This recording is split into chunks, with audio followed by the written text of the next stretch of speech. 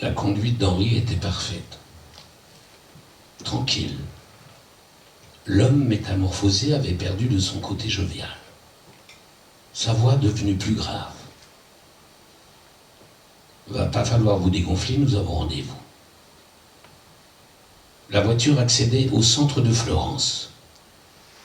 Fredo, côté passager, angoissé, laissa le bonhomme revenir à la charge.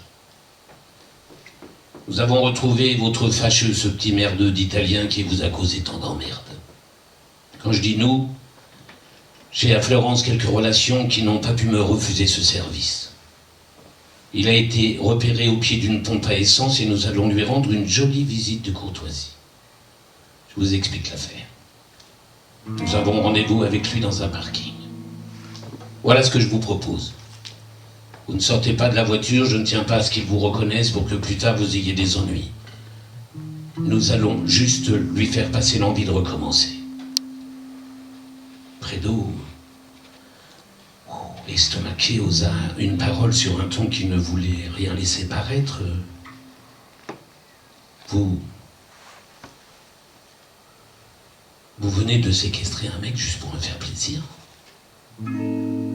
Séquestrer?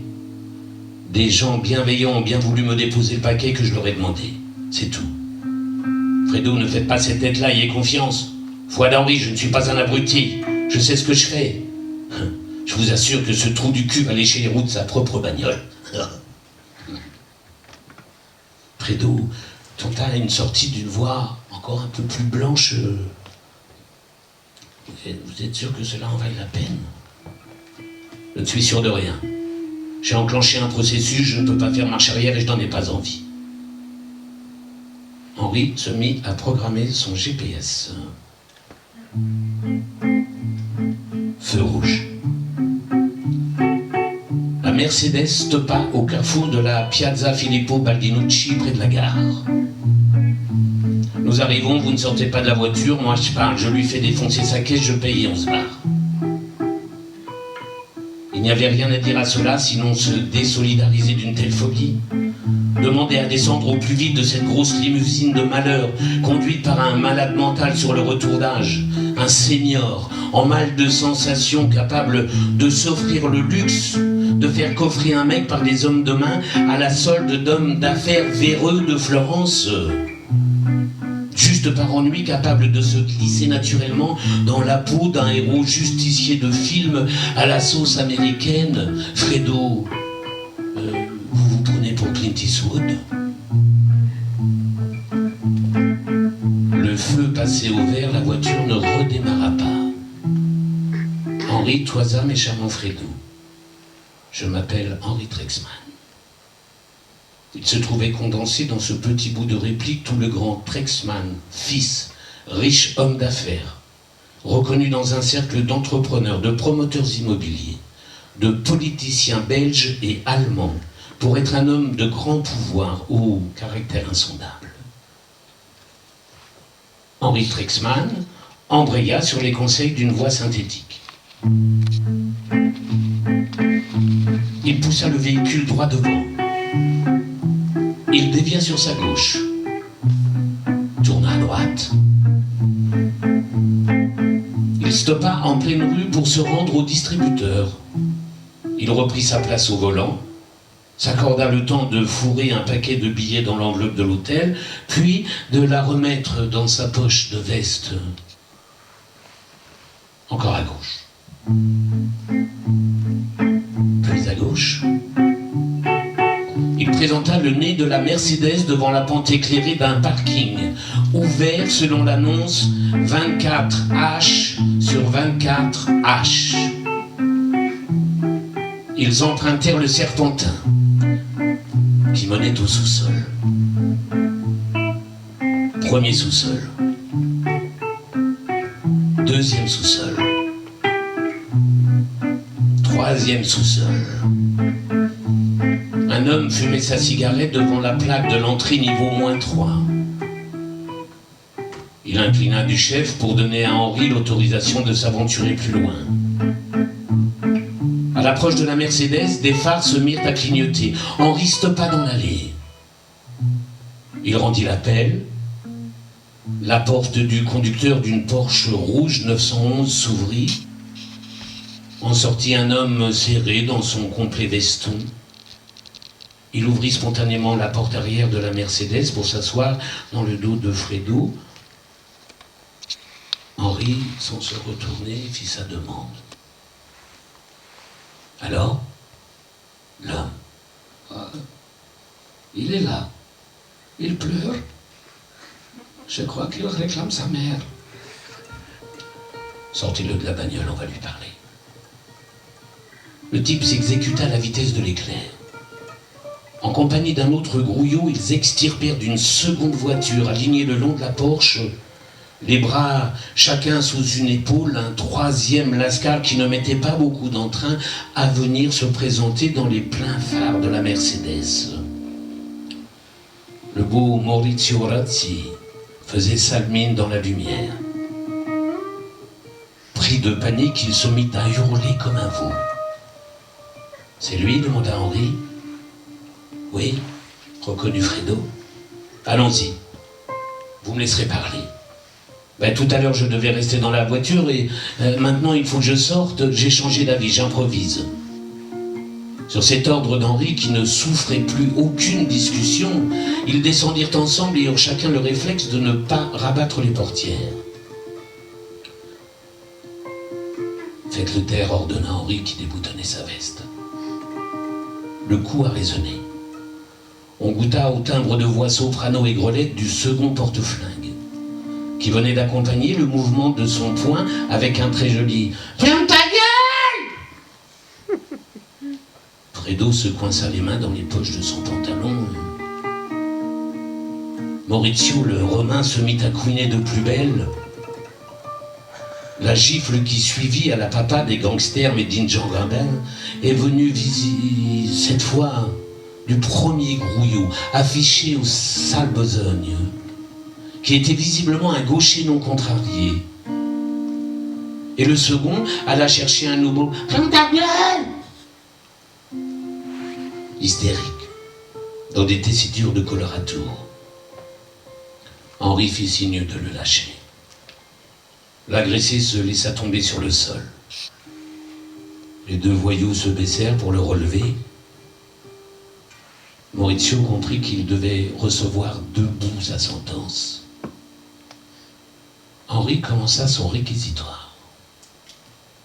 « Tu sais pourquoi tu es là ?» Maurizio ahuri fit non de la tête. Henri leva les yeux au plafond avant d'ajouter encore un petit coup pour lui rafraîchir les idées. La gifle du gaucher a sonné. Cette fois, Maurizio encaissa sans gémir. « Écoute-moi bien, » reprit Henri. « Ta mère est sûrement une sainte, mais toi, t'es un beau fils de pute. Les planteurs de couteaux dans les roues de bagnole, c'est généralement pas mon domaine. J'ai pour habitude de fouetter des chats beaucoup plus gros que toi. J'ai donc très peu de temps à te consacrer. Mais comme visiblement tu aimes jouer aux petites voitures, je te donne jusqu'à demain 10 heures précises pour réparer les dégâts que tu as faits sur celle du parking de l'hôtel Sesto Fiorentino. Oui ou non? Je n'ai pas besoin de te faire un dessin. Tu veux un dessin? Maurizio se força à secouer la tête pour dire non. 10 heures, pas plus. Sinon tu risques de te sentir mal jusqu'à la fin de tes jours, c'est compris? Je te demande si c'est compris. Maurizio, comme un Christ noyé dans les phares de la Mercedes, les bras relevés entre ses deux compères, fit seulement en hochant de la tête. Bien, 10 heures, on est d'accord. Maintenant, je crois que tu as besoin d'une petite leçon de courtoisie. J'aimerais que tu ne parles jamais aux femmes que je fréquente comme tu as pu le faire la nuit dernière. Tu vas devoir tourner dorénavant ta langue 7 fois dans ta bouche d'orital avant de te taire quand il te viendra à l'idée de vouloir en insulter une. Quant à moi, je désirerais offrir un petit cadeau à une demoiselle qui, j'ai tout lieu de le penser, ne pourra qu'être agréablement surprise par cette délicate attention. voiture, aussi jolie rouge. On va en faire un cube parfait, qui n'aura pas besoin d'être signé César pour agrémenter en objet de collection les allées de ton jardin. Et qui, je l'espère, t'ôtera définitivement l'envie de te faire remarquer. Au prochain dérapage, je ne serai pas aussi gentil que ce soir. Emmenez-le.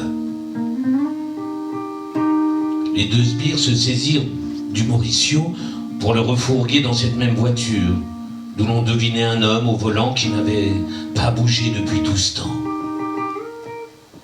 Le petit, à voix de castrat, sortit un flingue avant de se loger sur la banquette aux côtés de leur prisonnier. Henri fit signe à Alfredo de remonter dans la limousine. Le gaucher revint chercher les instructions par la vitre ouverte du chauffeur. Merci les gars, bon boulot. Mais attention à ce qu'il ne lui arrive rien. Larguez-le sur un trottoir et pliez-moi sa caisse au fond d'une casse. C'est possible? Ce n'est qu'une affaire de pognon, répondit-le. Alors vous enverrez la photo du cube à votre patron et je lui solderai la note avec les instructions pour le faire livrer. Sortit de sa poche l'enveloppe qui leur revenait.